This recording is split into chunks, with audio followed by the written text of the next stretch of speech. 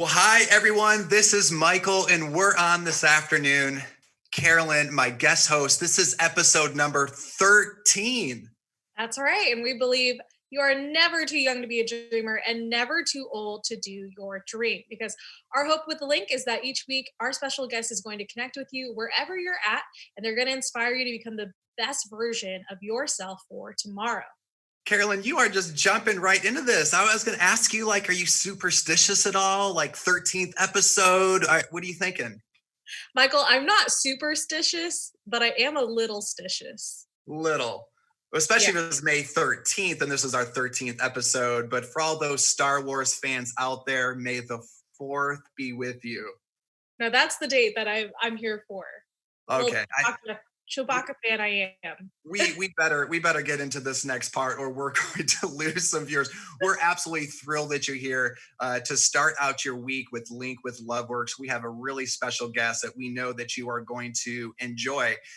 We would love for you to drop in the chat box if there is a special future guest, a dreamer and a doer, someone you know, actually it could be you personally, that you think would just be an awesome guest. Drop that in the chat box, and we definitely would love to consider that person and bringing them on in a future Link with Loveworks episode. Most of you know this already, but if you're new, we stream live Mondays and Thursdays. And so Mondays, we spend a little extra time where we interview a dreamer and a doer. But on Thursday nights at 7 o'clock, it's our chance to be able to extract a few thoughts from Monday's interview, but then we get to share special stories that we call Hope Around the World. So these are literally youth, young people, older people that are being creative and innovative, and they're doing really cool stuff in the middle of this pandemic and difficult and uncertain times that we're living in. So definitely tune in for that. Thursdays are turning out to be my favorites, Michael. That's for sure. And it's a roll call time. So if you are listening right now, tell us what your name is in the comments, where you live, what grade you're in. And parents, if you are on the call as well, let us know who you are. We'd love to meet you. And in recognition of our special guest today, we're going to talk about a school club that you were in. So along with your comment, let us know what club or clubs you were in when you were in school. Michael, what clubs were you in? Carolyn, this could get interesting, and if I turn my head this way, those watching may see a few gray hairs. And I'm about to tell you that I don't think there were that many clubs that were available to sign up in our gym or auditorium or a cafeteria. I will tell you this: I was in the baseball club for a good number of years, and I do remember it was either in the 3rd or 4th grade that I signed up to get this, to be Santa Claus in the school play. And I'll never forget, towards the end of the school day, of course, all the students in the school, all they want to do is just go home, get on the bus, whatnot. And I'm standing behind the curtain and I'm watching the big kids walking into the auditorium, and I'm getting ready to say my first lines. 'Twas the night before Christmas. Needless to say, that was my first and my last acting gig. Oh my God, it sounds like that might be a reason why you like to give stuff away now. This is very true. Ho, ho, ho. Carolyn, how about you? What clubs were you in? I don't know how many clubs I was in. I was in a good number, but I was definitely a choir kid all throughout my school years. So, whatever choir there was, I was most likely a part of it. I also joined a history club, ended up unintentionally becoming the vice president. And I just showed up that first day because I heard they were watching a movie I liked and they were eating pizza. So, you never know. Opportunities are there, I guess. They do. So that hook really does work. Offer pizza and they will come. I've stayed in the club for 4 whole years, so Well, they got a good one in you. I'm glad that we've got you here at Loveworks. Well, okay, dreamers and doers, we know you're excited. I'm excited. Carolyn's excited. Our team's excited. A couple faces that you don't see, Elle and Kat, are anxious and eager for us to get in the interview. So here's the format. You're going to get a chance to hear about a guest speaker's dream, and also to their leadership experience and the step that they've taken to reach their dream. And kind of think of like a link and think of digital format. You know, we click on links and it takes us from where we are to the place we want to go. And that's the big idea on Mondays. We hope that our dreamer and endoer will inspire you not to live and lead differently tomorrow, but the moment that you get off of this stream and link. And to warm you up for today's interview, we of course have a trivia question with a prize because we love giving things away. And so today's trivia question is all about our guest. And can you guess how many clubs that she was in when she was in middle school? Okay, so how many clubs was she in when she was in middle school? And first person to get the correct answer is going to get a prize, and we're going to ship it straight to you. Well, you already know how many clubs that I was involved in. So let's just say that it was several more. How does that sound? That's a good guess. It's a good start. All right. Well, let's get into this. Let's meet our dreamer and doer, Bola Ibidapo. Yeah, so Bola is a TEDx speaker. She's a claims and legal specialist. She's a founder.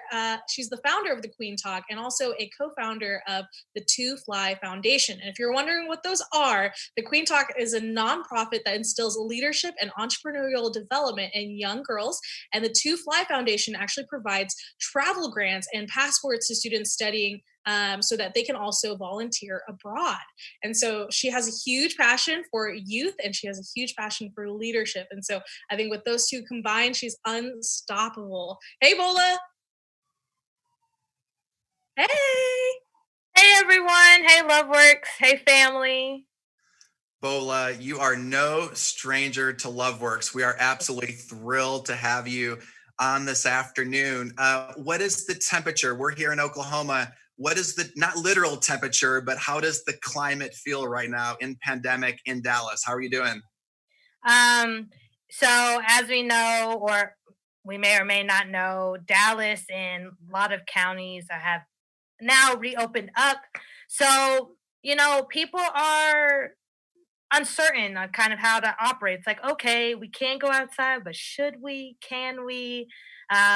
People are trying to figure out what does work look like, what does school look like, and people are trying to do their best, trying to be creative, especially for our students that are still out of school, graduation, churches, and everything like that. So I think you have multiple people that are feeling different things. People are right out the door, out the gate. Some are hesitant, but we're all trying to adjust right Absolutely. Well, I mentioned you're no stranger to LoveWorks. I don't say this without exaggeration. We've known you for over 7 years. I believe you've impacted thousands of lives through the different talks that you've given. Of course, being involved in leadership roles here. We're going to get into that. TEDx, the two nonprofits that you started, and more in just a couple minutes. But for those that are watching right now, Bola, that don't know you, tell us a little bit about where and what it was like growing up. now. Yeah. So great to meet everyone, I guess. And but my name is Bola, and I grew up in Plano, Texas, which is a little suburb, or not a little suburb, big suburb, in the Dallas DFW area. And I'm from two great Nigerian parents, so it was really interesting. I had a lot of different influences growing up. I have these two parents that worked really hard to put themselves through college and then trying to make sure that there's their own kids have access to the best type of education.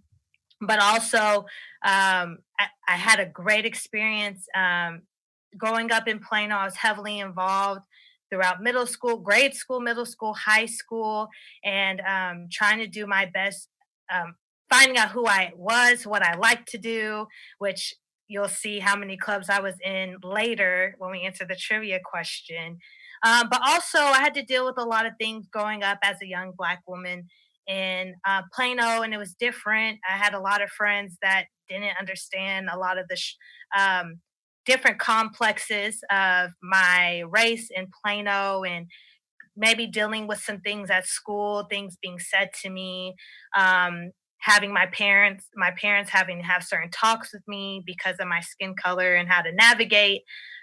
So it was a lot of growing experiences that have definitely shaped who I am today. I mean, I'll say this is that you have just a huge passion, huge passion, particularly for the youth and for leadership. And so these things definitely, your youth and how you grew up shaped that to be. So could you take us through this journey and, how these passions came to life? Yeah, for sure. I think, a lot of people ask, how long have you been working with youth? And I know it sounds cliche, but I really do say all my life because I remember this is something I shared in my TEDx talk was I remember my first public speaking gig was my fifth grade pep rally. And my counselor told me I had to speak on perseverance. And here I am, 9, 10 years old. And I don't even know what perseverance means. I don't even know if I was really spelling it right. But the fact that that opportunity really sparked in me my love to just encourage my peers. That's all it was to me. I saw how my peers were excited about it and how encouraged they were. And I really wasn't expecting that type of response. And I think that the fact that my counselor gave me that opportunity, and I think that also just the opportunity, as like I said, my being a young Black girl growing up in Plano too, having that space to be an influencer is really important to me. And then next thing you know, I'm in middle school and just the type of person I am, energetic, I want to try everything. And I realized that in all the areas that I participated in, the clubs I participated in, I ended up in leadership roles. So naturally, again, I was leading my peers and enjoying it. And not because of some type of power trip, I just genuinely loved making people feel good. And that's all I thought of when I was younger. And so when I continued to grow in high school and middle school, and then eventually when I got to LoveWorks, what I saw was a group of awesome people like Miss Carolyn, Mr. Michael, Mr. D at the time, pouring into young people that were just like me. And and the fact that I got all these leadership opportunities growing up from grade school, middle school, high school, um, only made me want to do that as I got older. And I also realized that adults are kind of boring too. And no offense, moms and dads that are out there, teachers, you guys are awesome. But we can be a little boring sometimes. Middle schoolers, high schoolers are so much cooler, and they just have this hunger about them that they want to change the world, and they're creative. And it was just such a blessing to keep doing that with love work, so much so that um, LoveWorks only encouraged me to continue to do what I'm doing outside. After graduation in 2015, I created the Queen Talk, which was birthed out of LoveWorks, and we can get into that more later. And Two Fly, and both of those things are all centered around empowering youth in a specific way. And so, youth, there will always be the young people. They'll always be part of my life forever. Bola, that's so good. I want to take you back just a few years, so middle school or high school, and I'm going to put my dad hat on for a Sure. moment. And so this could be encouraging to the parents that are watching right now. But is it possible to overdo it when signing up, registering, encouraging your son or daughter to be involved in activities 8 days a week? Now, there's not 8 days in a week, but we do work with a lot of students that have anywhere from 3 to 4 to 5 different activities. So I'm just curious your take on that. Okay. My mother would continually tell me to sit down. I was the type of person that would overexert my own self. And yeah, even in middle school, I was overwhelmed with the anxiety of feeling like it started off as something that I was just interested and curious in, and I will always encourage young people to try and explore different things. But then it became this long laundry list, and I remember in eighth grade, my one of my teachers looking at me, and I'm in my homeroom period, freaking out because I have to change into my basketball uniform, and then I have my cheerleading picture, and then I have my choir picture. And like, how am I going to just get to all these different um, yearbook pictures in time? And if we're not careful, if young people take on too much, it starts to become kind of this identity crisis where you feel as though if you don't excel in every single thing, which my favorite verse in the Bible just talks about everything is um, you can do everything, but not everything is good. Everything is permissible, but everything is not meant to be done.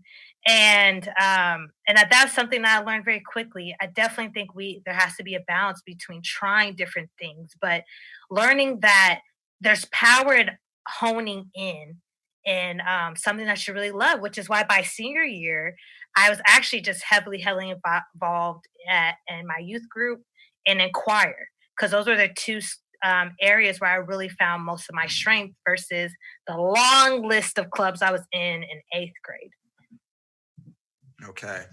Well, it's helpful to hear. I've got a 3-year-old, 5-year-old, and 7-year-olds. We're just starting to get into those seasons. I'm going to take off my dad hat for a moment and want to extract a couple things, and one in particular that you talked about in your TEDx talk, which was fabulous, by the way. And we want to Yeah. encourage anyone that is watching this right now, not to tune into your YouTube right now, but afterwards to go check out that talk because it's great. So check out TEDx Talk Oaklawn. But you talk about purpose over popularity. And I think that's a big hot button topic. And so can you talk to us about the choices that you made in high school when it came to who you were around and how you chose purpose over popularity? For sure. Um, I will even say this, even though I did things because they were my interests, like I said, it became very quickly that in eighth grade and seventh grade, where I was kind of like a chameleon. And so when I was with my basketball friends, I talked a certain way, I listened to certain music. When I was with SCA, I think I'm giving people hints yet if you haven't been tallying up how many clubs I was in. When I was FCA and I was a leader, I was reading my Bible. When I was in choir, I was a certain way. I realized how exhausting that was, even at such a young age, that I could not possibly be everyone and then also be myself. And there were a lot of moments that between eighth grade and between graduating, which is why by the time I was in my senior year, I decided, you know what, I'm picking one thing to put my energy in. Um, I had to really come to grips. I couldn't please everyone. I remember going into my ninth grade, I really made a decision where I had to make a stand in a something that was really important to me. And this isn't really leadership, but just kind of taking a stance on your values. I remember went into a party and going into ninth grade. And, I didn't know what was going to be at this party. I was just with my friends at the time. And next thing you know, someone puts a drink in my hand. And people know what Bola says she is, right? And so it was almost like a weird movie moment where like everything froze, where it's like, what is she about to do? This exciting moment where I had an opportunity to really tarnish my influence and really damage my leadership. Everyone knew me as the president of this and that. And it wasn't necessarily that I knew I had to make a stand in what I valued, because I didn't want to have a ruined reputation, but I wanted to really honor my leadership because I generally did not want to steer people in the wrong direction. So this drink's in my hand, and I just say, no, that's not really my thing. And I just put it down. I think I actually end up leaving. And it's crazy because a lot of those people that I called my friends ignored me that summer. Some people made fun of me. And some people made fun of my faith. Like, what are you talking about? Whatever. And so here I was, Bola, who was Miss Popular in every single club or whatever her grades were. And that was becoming her identity. Now I had people that I was trying to fit in with didn't want to do anything with me because in that moment I had to choose my purpose over my popularity.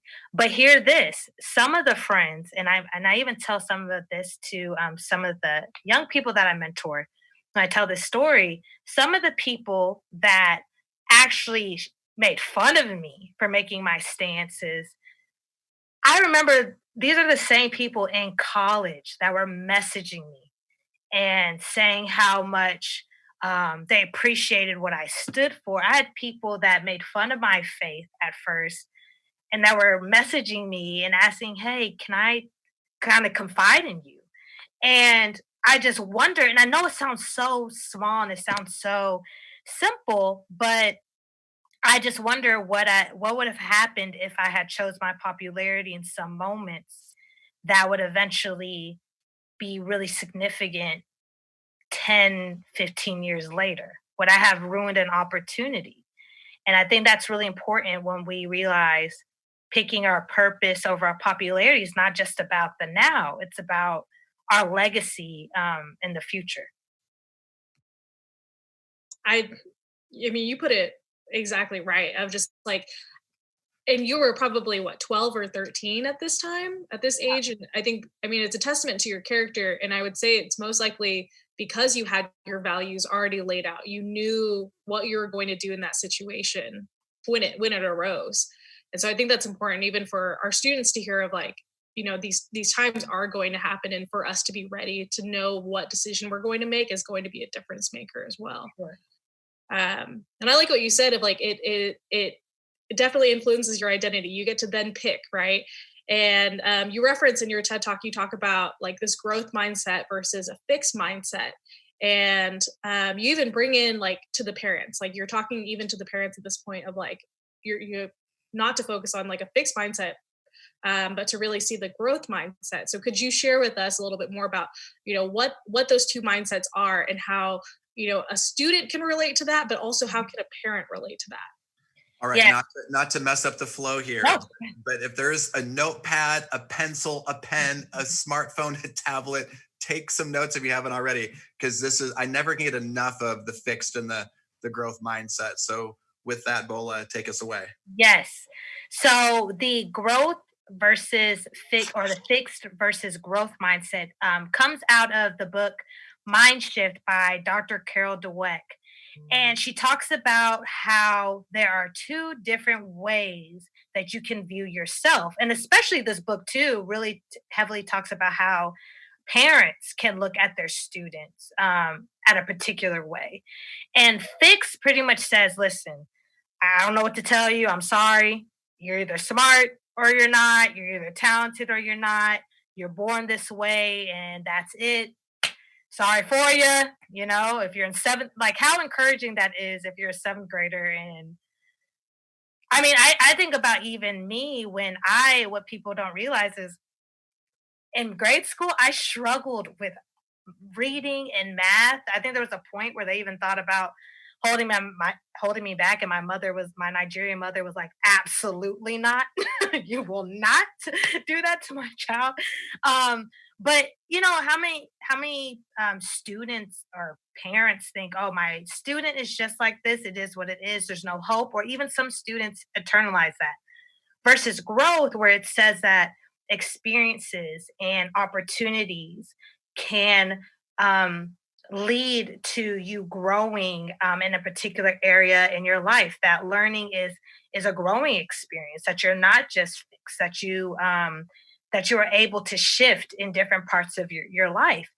And I just encourage parents to understand that every student is different. And I don't want to, people talk about the argument of participation trophies and ribbons, and that's not necessarily what it is. It's just understanding that every young person learns and adapts in different ways. And so if there's an area um, or an area that a student is struggling with in school, or just interpersonal um, exchanges with different people and how they interact with their friends or how they interact with different family, um, the growth mindset allows you space to understand that that's what they're going through is a growing opportunity. It's not a done all be all.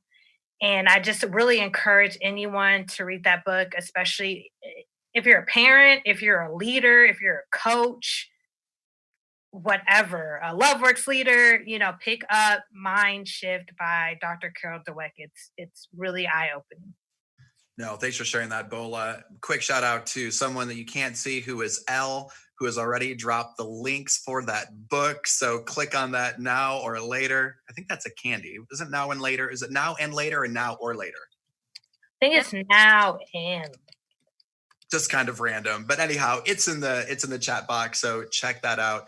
Well, I'm so glad to, and I think your clubs, which, by the way, rapid fire question, those that are eager to know the answer to the question, Bola, how many clubs were you a part of in middle school and high school? Drum roll, please. In middle school, I was in 11 clubs. Wow, 11. All at once. Well, I know that played a part in continuing to cultivate over the years this growth mindset. We call this segment Dreamers and Doers. You talked a lot about the how to get to your dream and how you've done it. Mm-hmm. Do you mind just taking just a brief moment and telling us about maybe the next big challenge, big dream that Bola is excited about? Yeah, so I'm super excited. Two things. I'm excited personally as a leader. I am learning how to grow and delegate. Both of my nonprofits have continued to grow, especially my 2-5 Foundation, and we've been able to help over 160 students study abroad. And during these times, when we're all at home and remote, we're trying to create really unique experiences for young people that can't travel abroad. And so being pushed to be creative and how we reach people, and also as a leader, learning how to delegate. Because one thing that you learn when you grow your own things is that you can't do everything by yourself, and that there are people on your team and people around you and in your life that can add to whatever you're growing and whatever that is. That could be your actual life, or that could be whatever that you're creating. And also, really excited. The next big thing besides my nonprofits is that I'm going to law school. And so I'm super excited about that. That has been definitely a faith walk and journey. And my hope is that I have a really strong feeling that youth will continue to be a huge part in why I'm going to law school and I'm pursuing my law degree. And those are two, things that have been keeping me really excited, even during all these times. Just seeing what my nonprofits are doing, continuing to do to impact the youth, and then this new transition that's about to happen in the fall. Bola, that is awesome. I was unsure what colors you were going to wear on this call today. So to peers, are you still leaning boomer sooner? I will always be a boomer sooner. I'll always be a boomer sooner. That's good. That's good. I know that makes Carolyn very happy on this call. Yes, my school pride must be showing. Boomer sooner. Well, so Bola, I think this kind of brings us to the end of our interview, and we get to do something fun called our last minute link. And so this is when we give you 1 minute to kind of link it all up and share with us something that's going to be encouraging about doing your dream. So this could be speaking to our middle school students and high school students, could be to everybody. But are you ready? Sure. All right, let me get my timer out. We're ready when you are. Okay.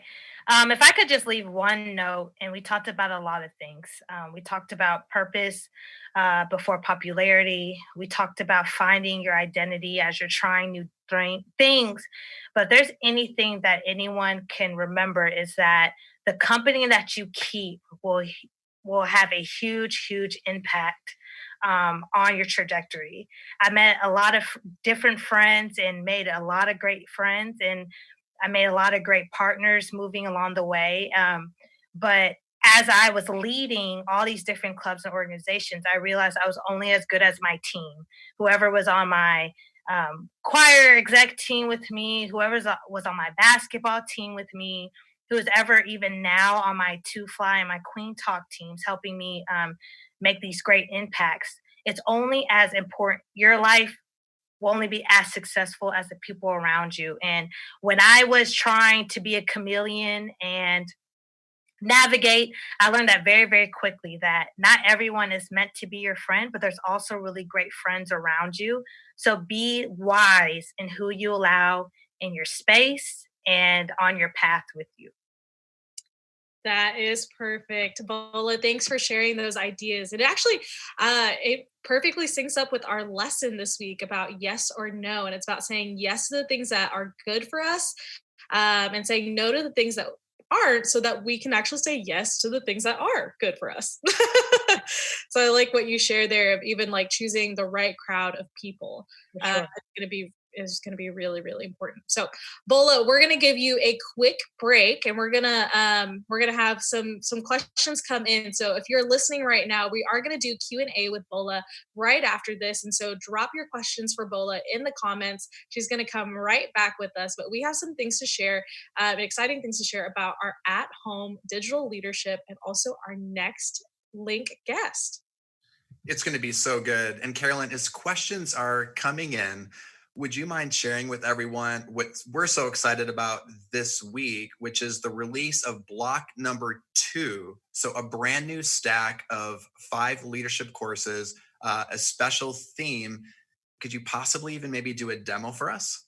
Yeah, for sure. So you should be seeing it on your screen right now, but we just launched a new series and it's called the Or series. So it's all about blank or blank, this or that. And so different decisions that we're able to make in our lives, whether they seem like really small or they seem really big, and how these decisions are actually going to influence and shape the lives that we lead. And so we're going to share with our students how we can intentionally make these decisions and then also reach our full potential doing that. And so it's called Or. And so the first lesson today is called Yes or No. Next week is going to be Better or Best. And then you'll get some more or in the future.